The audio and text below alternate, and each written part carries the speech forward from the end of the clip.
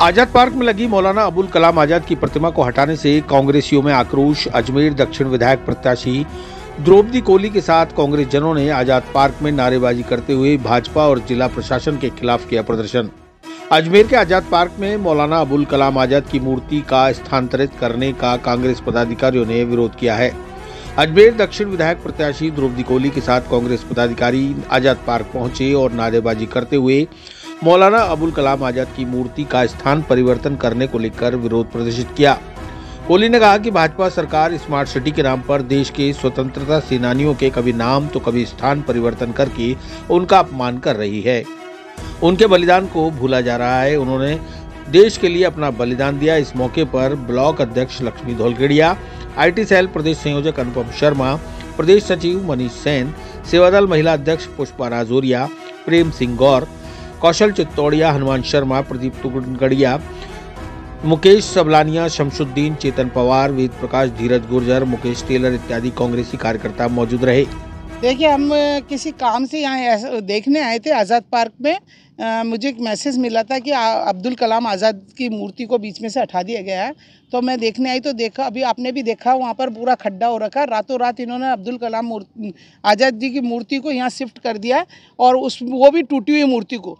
जबकि अगर इनको बीच में अगर आ रही थी, रास्ते में आ रही थी अब्दुल कलाम आज़ाद जी की मूर्ति, तो इनको साइड में करना था, तो इसको स्थापित करना चाहिए था, प्रोग्राम करना चाहिए, जिससे कि देश के जो नागरिक है, जो देश की जनता है, देश के बच्चे, उनको पता होना चाहिए कि भाई अब्दुल कलाम आज़ाद हमारे देश के प्रथम शिक्षा मंत्री रहे हैं और उन्होंने देश की उन्नति के लिए UGC की स्थापना की, संस्कृत विद्यालय की स्थापना की, कल्चर एजुकेशन स्कूल की स्थापना की।